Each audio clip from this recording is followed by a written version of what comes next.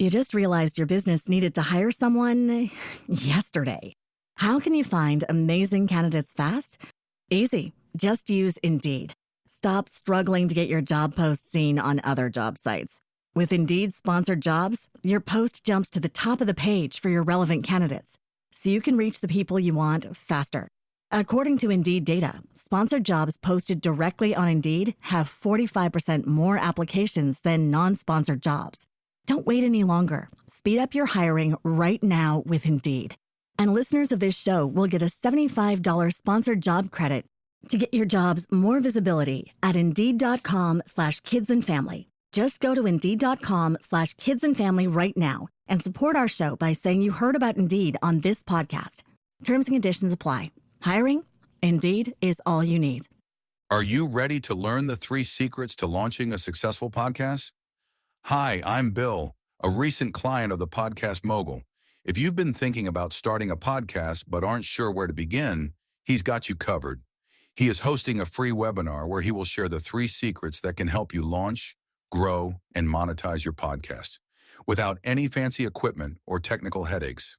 Click the link in the show notes to save your spot now and let him help get your podcast off the ground.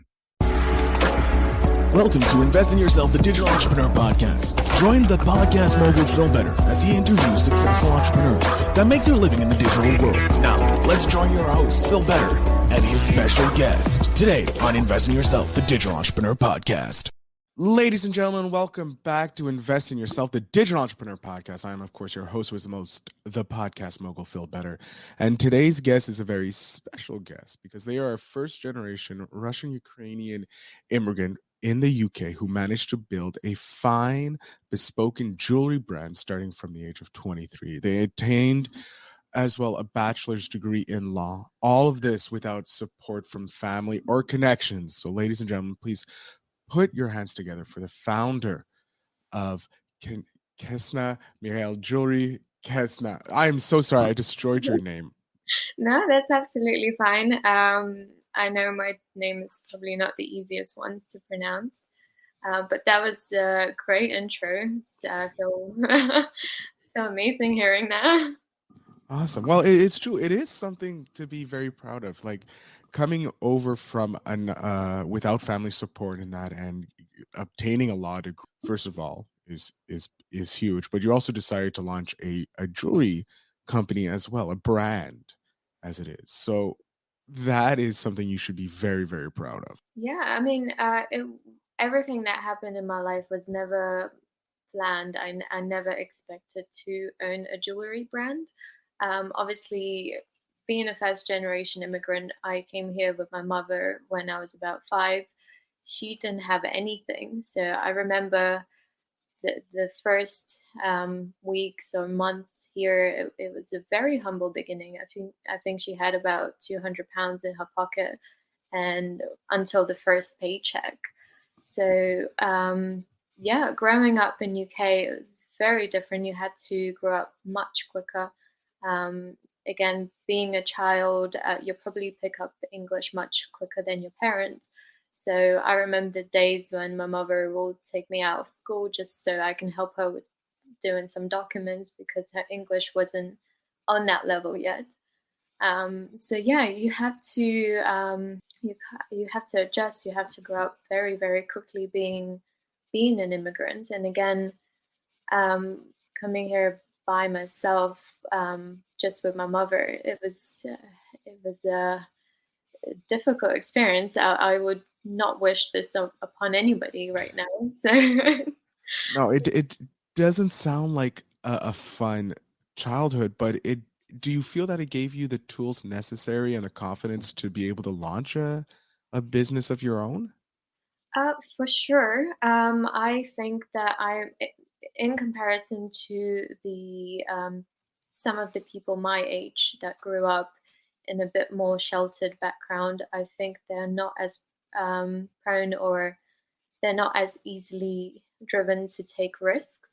Whereas for me, I'm like, well, I have nothing to lose. So there's nothing I can lose if I don't have anything. So the only thing is to move forward and is to take risks and is to do better. I remember when I was 17, I had to have a really really honest conversation with myself. And I was like, look, I really want to take a gap year. It's like all my friends are enjoying life. I just really want to travel and buy those nice things and blah, blah, blah.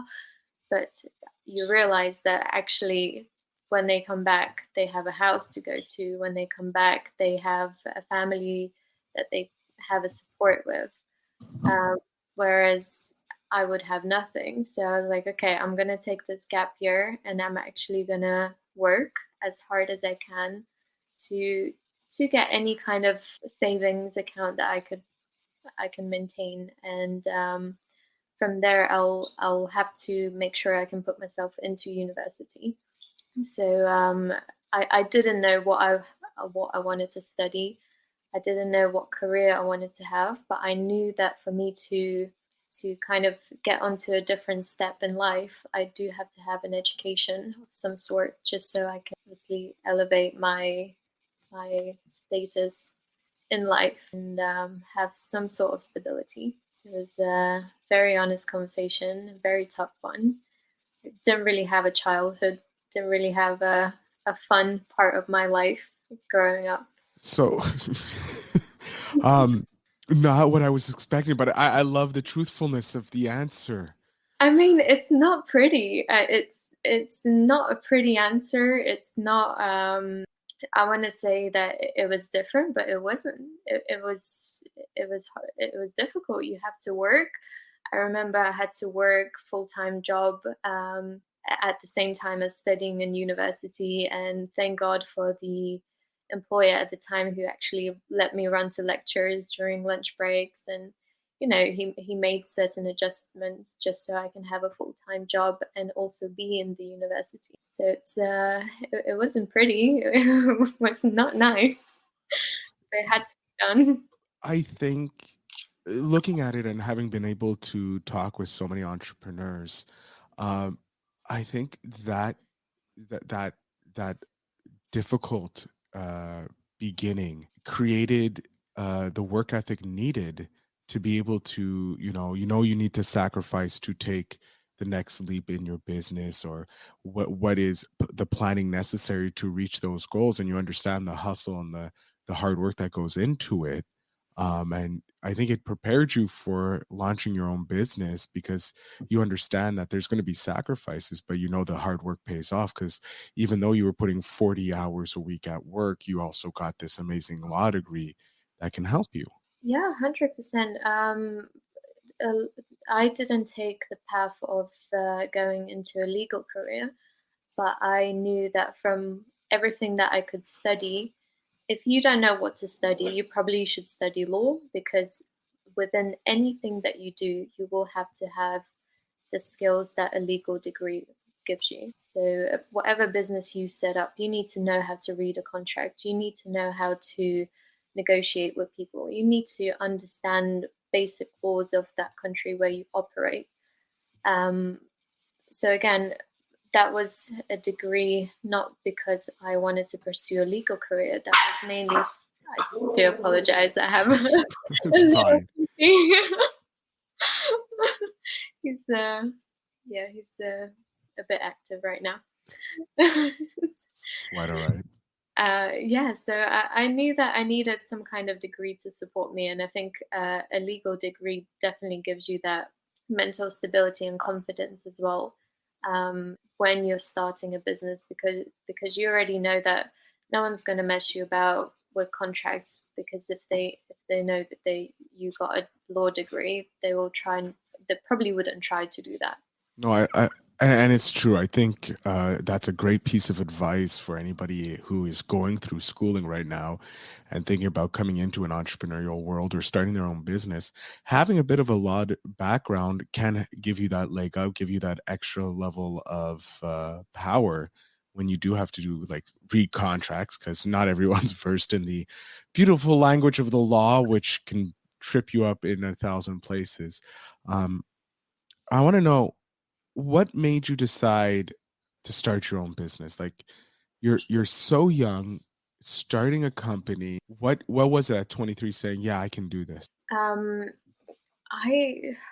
remember the day when I'm very pragmatic, and I sat down and I calculated. I was like, right, I'm about to finish university. I'm about to get a proper job, which is out of retail, which is going to have to build me a career. I sat down, I looked at all the possible positions that currently available for students in London. And after seeing the salary and seeing the amount of hours that I have to put in, I calculated that it's not worth the time, because by the age of 35, I would only be able to make the right amount for me to be able to afford a house, not to buy a house, to afford a mortgage. And it's not something I wanted to do. At the age of 20, you're looking at life, and again, working in the luxury industry, you're seeing a girl walk into the shop and being able to afford a diamond necklace, which is the same amount as the house that you think that you'd be able to afford at the age of 35 to get a mortgage. You know for sure that that job is not the right job for you, because again, I don't want to work my life away just to be able to afford a mortgage, when I know that there's another type of life out there where you can just walk in and buy a necklace, when you can walk in and buy a car. So I knew that working for somebody was not an option. It had to be something else. So that was kind of the click when I knew that it has to be a business. I didn't know what kind of business. I didn't know what to do. But I knew it was not something that I had to work. It's not an office job that I had to pursue. And so when you were working in retail, I take it that it was in a high fashion area. Yeah, it was.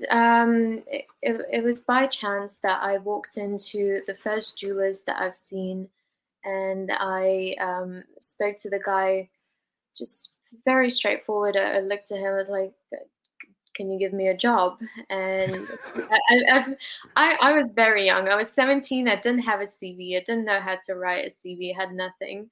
And I think it was one day that I skipped school or something, and I didn't realize he was the owner of that boutique. So I walked in all confident, saying, "Can I have a job?" thinking I'm speaking to just a random employee.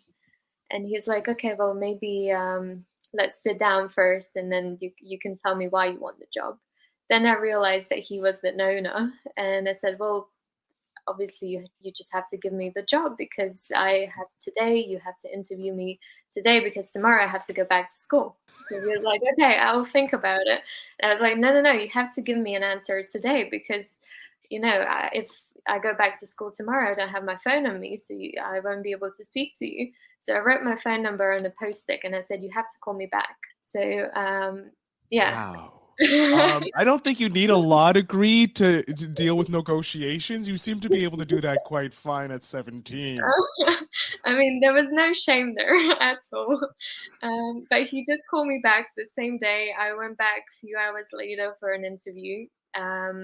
Obviously passed the interview, and I got the job the next day, which was great. And that was at a fine jewelry shop. And I guess, I don't know, maybe it's the universe that made me follow that path. And obviously, since that was my first job, I had the same job throughout the whole time in my university. And yeah, that was kind of the reason why I started a jewelry business, because it's something that I knew how to do. It was something that I fell into, and at the age of 17, and I learned every single aspect of that job, from selling to repairing jewelry to dealing with suppliers, from every single aspect. I love how the first job you landed ended up taking you into the career and the business that you ended up running. And my question, I'm guessing you asked a lot of questions about the business to the owner. You looked at them as a mentor?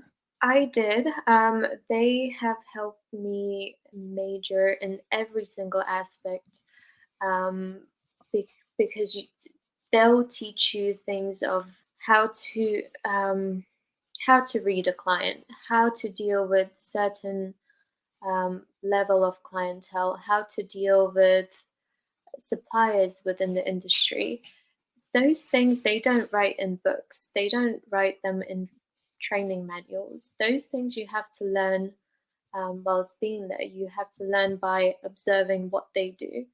And I held on to that job with my dear life because I had nothing. I could not risk of having a headache to look for another job. I was doing anything and everything. If I had to clean, I would clean. If I had to stay after work for 1 hour not being paid, I would. If I had to stay for 2 hours, I would stay. Um, I just done as much as I could, and I got to the point where I was needed. So they could not fire me after a few years because I was everywhere. Like, I covered every single aspect of that role, from doing end of the day accounting, end of the month accounting, from buying stock, from selling, from repairing. They just could not get rid of me. So you went from being someone desperately hoping never to get fired to being someone so pivotal to the company that you could start your own. You were running the company. My God. Yeah, yeah, and eventually I did get fired, but not because I was, again, bad at my job. It was only because they found out that I started my own company. So eventually I did go back to being fired, but it was on my own terms, It which was was, more of, it was a time of parting, if you yeah. will. And when you started so were they supportive of you, even though they had to fire you, or were they? Um, it's a very interesting dynamic. There were two owners of the business. There were two directors, completely two different styles of how they run the business, how they work. Um, Maybe that was the reason why the business did work, because both of them covered different aspects. And again, I had different relationships with both of them, because with one you can have a very silly conversation, with another one you couldn't. So you had to adapt to do two different styles. Um, I think they were supportive of me as a young female. So they would always support me. They would always protect me. They would always defend me. They would go out of the way for me to be able to get my education, for me to be able to go out and have my lectures. But when they knew that I was when I was outgrowing and when I was being able to have my own business, they kind of realized that, well, she's already taken a bit too much. So that's when I think they wanted to cut me off, and that's when the support ended. Which is fair. What tip would you have for someone who's transitioning from a 9-to-5 type job over into starting their own business like you? Don't be scared to take any risks. I think that's very cliche, but it is true, because when you transition, you go and you still think within that office mentality. You think that there's a corporate etiquette. There isn't. You have to defend yourself. You have to defend your ambition. You have to defend whatever you want. So you can't just follow that corporate mentality. You have to go out there. You have to work much more than you used to work. There's nobody else that's going to support you. There's nobody you can run to. There's no manager. There's no HR. Nobody. You're everything. So you have to take risks. It's not an option. You have to do it. And if you know that you won't be able to do it, it's probably not the right path for you. And what aspect of your business do you enjoy the most? Is it designing the pieces? Is it negotiating with suppliers or trying to find clients? What part of the business do you find the most? I think for me is dealing with people. I hate paperwork, although I have a legal background. I absolutely hate dealing with papers. Designing is something I do as a hobby because I always loved art. I like to draw, and that's something I do in my spare time. And it's not as motivating. It's more of, it makes you feel a bit more relaxed, peaceful. But in terms of an aspect of business that challenges me and makes me progress, I think it's dealing with clients, learning how to negotiate with them. It's learning different personalities. It's very psychological. You have to learn the psychology of different people, backgrounds, cultures as well. With your journey so far, have you had a moment where you're selling a piece of your jewelry and the reaction from the client was more than you expected? Like it was a more positive than you realized? Yes, and no. So I have two. Ooh, excellent. I love a switch on the question. Let's go. Let's go with the positive first. Because I always like positivity. Yeah, positivity is great. I'm just naturally a very pragmatic, pessimistic person, so that's why I always have to give two sides.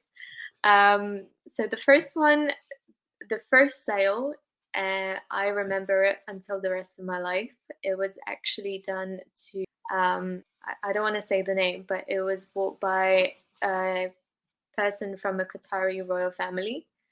So just to be able to sell my piece of jewelry, which is amazing. I could not believe that I managed to do that. But then to sell it to a person of such status, it was mind-blowing to me. I was just disbelieving. And obviously they got great discount. They got whole, I just could not believe this. So I was like, you know what, just take it, please. I'm so happy you like it. I can't believe this. So yeah, it was amazing. And she loved it, and she got another piece for her sister, which is again amazing. So you're not just buying it for yourself, you're also buying it for someone of your family. On the other hand, I do have clients that would look at the piece and they say, well, why should I buy from you when it's the same, if not as expensive as, I don't know, Cartier. So you do have the differences, yeah. Yeah. So there are definitely a lot of clients that do keep me humble. But it's a good thing. It's a good thing. You can't please everyone. I know what I would say to someone who says, well, it's nearly identical to the one that at Cartier. And I would just say, well, the Cartier doesn't have the royal Qatari family buying it for their family members, do they? I would just have that like printed, bought by Qatari royalty, just as the disclaimer, just because, wow. But yeah, it's a little. I didn't want to say it as a flex, but it's such a memorable thing that happened to me, especially for the first sale. Especially your first sale. That's like your 100th sale. You're like, okay, yeah, it's the Qatari royal family. Your first sale is to the Qatari member of the Qatari royal family. Yeah. Like it, and I'm not telling you to use it as a flex, because whenever I would have a negative thought, that would be the only thing in my head. I'm like, you can hate it, but I know the Qatari royal family likes it. Like, so that doesn't bother me. Your opinion means nothing, unless it's another royal family person. Then it's like, okay, yeah, you have a point. But yeah, wow, that's incredible. Yeah, that was amazing. I still can't believe that, and that's definitely a story to my kids in the future. Story to your kids. That's the full story of your book of life. Like, my first sale sold to the Qatari family. When you're designing, or when you're as a new business owner, because when you're selling to clients as an employee, it's quite different, because you have the safety of the business. Like, oh, I don't make this sale, it's fine. There's going to be another sale down the road. But when you're the one bringing in the sales, you're the one doing all the work, and it all relies on you. What is that like? Like, how do you deal with that kind of stress at such a young age? Stress is a very big part of my life. I'm still learning how to deal with this. I can't say that I managed to overcome everything. You have to take each day as it comes. I think most people think that, okay, once you make the sale, you can stop worrying. But that's not true, because you have other obligations, such as client can return the piece of product to you at any stage within, let's say, 30 days. So when do I stop stressing? Do I stop stressing when I sell the product? Do I stop stressing 30 days later? Or do I stop stressing 2 years after the day warranty runs out, so they can't come back to me and say, well, it's broken or something happened to it? So I don't think there is a time where you stop stressing. You just have to learn how to deal with it. So you have to, again, because I'm so pragmatic, I take everything, I try to put a safety net into everything. So if a client wants to return a piece of product, I'll have a safety budget covering that aspect. If a client comes back to me and they want to repair something, I will have a financial budget to cover any kind of repair that could possibly happen to any product that I sell. So by implementing the safety net into every single aspect of your job, of your business, I think that's how you can cover the stress factor. And it doesn't eliminate the stress, but it does reduce the amount of stress. Another great piece of it. We're coming up to the end of the episode, Ksenia. I'm going to ask you the Spark question of the show. Of course, all my audience knows Spark is from the YouTubers Yes Theory. And this is a good one. If you could go back in time and say something to your younger self, what would you say? Oh, it's a very, very good one. I would just say enjoy the journey, because it's fun. I'm so pragmatic. I'm so worried about everything. I try to fix everything. I just want to tell myself to relax and let it go and enjoy the journey, because when I'm looking back, there's nothing that I would change, even if it's bad. I don't want to change. But you have to, the only thing I want to change is just to accept things and be a bit more relaxed about them. That is some great advice as well for everybody, just to take a moment and enjoy the present. I'm going to jump off stage here. I want you to let my audience know where they can come support you. I've already taken a look at your website. You have beautiful pieces that I'm like, if I had the money, because I want to get to that point where I can just throw down money like a Qatari royal family member and buy from you. But I'm going to jump off the stage here. I want you to let my audience support. So if they would like to check out my Instagram, which is Ksenia Mirella Jewellery, we're also available on the website Ksenia Mirella.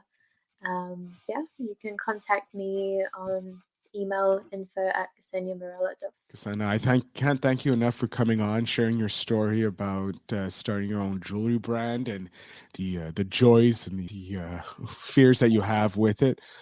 It was a pleasure talking with you. Thank you for having me.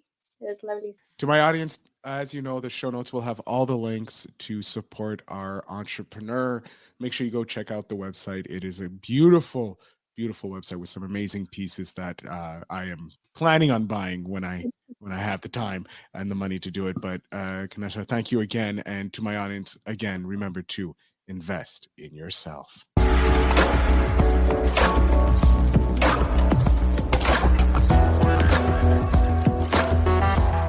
Thanks for tuning in. Now it's time to take the next step.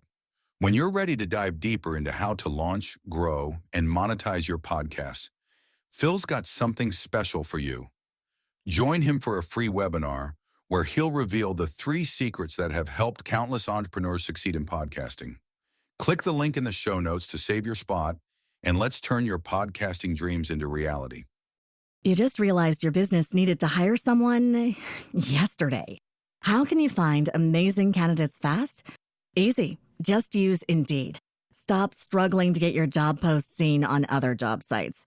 With Indeed sponsored jobs, your post jumps to the top of the page for your relevant candidates, so you can reach the people you want faster.